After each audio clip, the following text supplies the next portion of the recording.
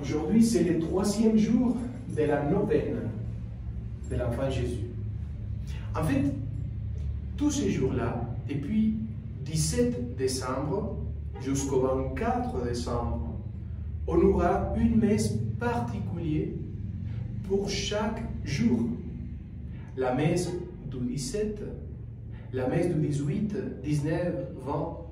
Chaque messe sera tellement belle. Les antiennes, l'antienne de l'entrée, la collecte, l'oraison d'offrande, l'antienne de la communion, tout cela qui se trouve dans cette missel, c'est vraiment un trésor. Il y a plein du monde qui parle mal du missel de Paul VI, et en fait, c'est un trésor. De la même manière comme c'est beau le missel de Pie V, le missel du Concile Vatican II, c'est aussi rempli de sagesse et de toute la tradition de l'Église qui prie, qui donne les saints aux autres. Cela qui vient après des siècles, depuis des siècles.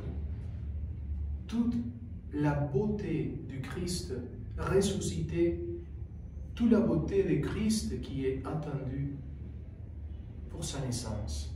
Voilà les bijoux qu'on reçoit ces jours-là dans la missel, dans la prière de l'Église, dans l'Eucharistie, que c'est les trésors. Et aujourd'hui, l'Évangile va nous parler du moment où Saint Joseph a su que sa femme, Marie, elle n'était pas mariée encore avec lui, mais qu'elle attendait un enfant. Et c'est l'ange qui va lui dire, n'ayez pas peur, Saint Joseph. N'ayez pas peur, surtout pas. Moi, je suis là pour te dire que l'enfant Jésus qu'il y a chez elle, l'enfant Jésus, c'est le Fils de Dieu qui aura tout le pouvoir pour sauver l'humanité. Et toi, tu vas être le bon berger qui va protéger ta femme, Marie, et ton enfant d'adoption, Jésus. Tu vas faire une chose, tu vas obéir toujours à Dieu qui va te parler dans les rêves. Mais moi, je serai toujours avec toi, toujours. Dieu va t'accompagner. Et ta fidélité, ton obéissance permanente va m'accompagner aussi. Voilà l'exemple de Saint Joseph pour nous tous.